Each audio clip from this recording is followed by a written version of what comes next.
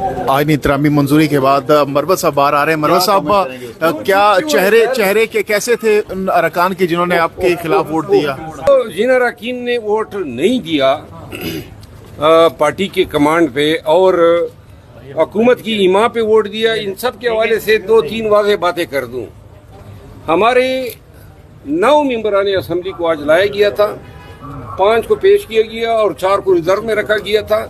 कुछ और लोग भी इनके पास रिजर्व में मिले हुए थे और माशाल्लाह ये अखराजात आसिफ अली जरदारी साहब ने किए थे, जो अदायगियाँ की है। कितनी सर? अरब लगभग रेट लगाया इन्होंने और ये ज़मीर खरीदे लोगों के।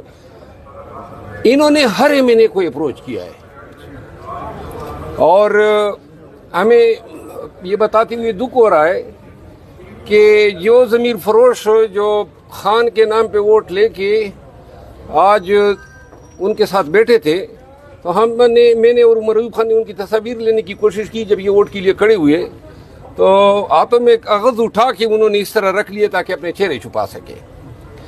लेकिन पाकिस्तान तहरीक इंसाफ के लोगों को ये मैं बता दूं, इन लोगों ने हमें भी मामू बनाया। पहले खबर डाल देते थे कि जनाब फलां का बच्चा उठा लिया, फलां का ये उठा लिया। ये सारी जो है मेरी भगत होती थी, कोई उठाना मुठाना नहीं होता था। सिर्फ पैसों पे ये बिके हैं, क्योंकि अगर ज़बरदस्ती करते तो दुनिया थी।